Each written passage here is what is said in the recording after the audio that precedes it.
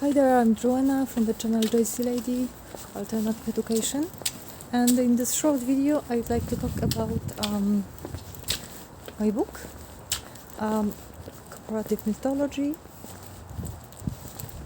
and I just want to tell you what is the book about. There are 10 chapters.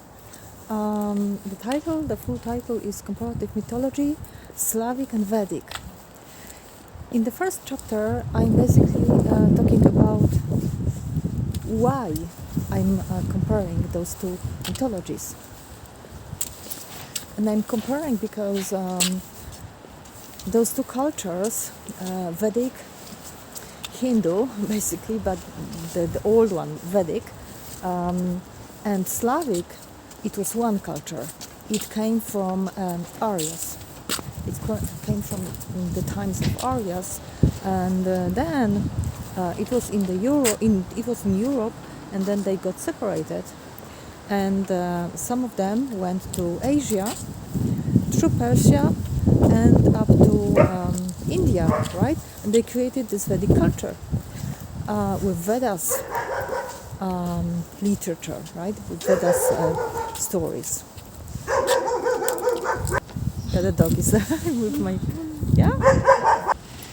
So I'm basically talking in this chapter about the connection between Vedic and Slavic culture. Okay, so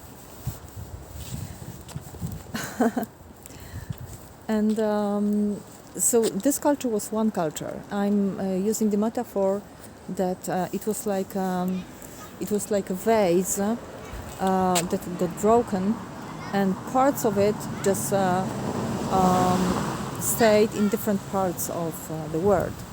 And anyway, in this chapter I'm basically talking about the connection, telling why this book, but also I talk about the Vedas themselves, about the book, and I'm saying that we don't have the full Vedas, we don't.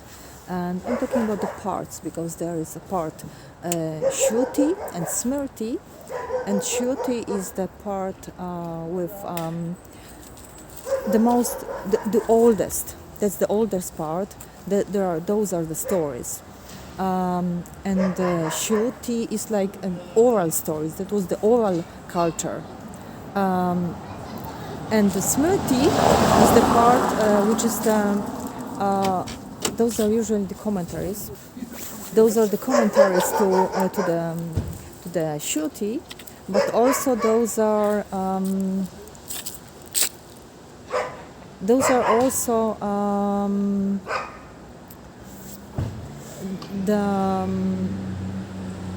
the stories or the literary.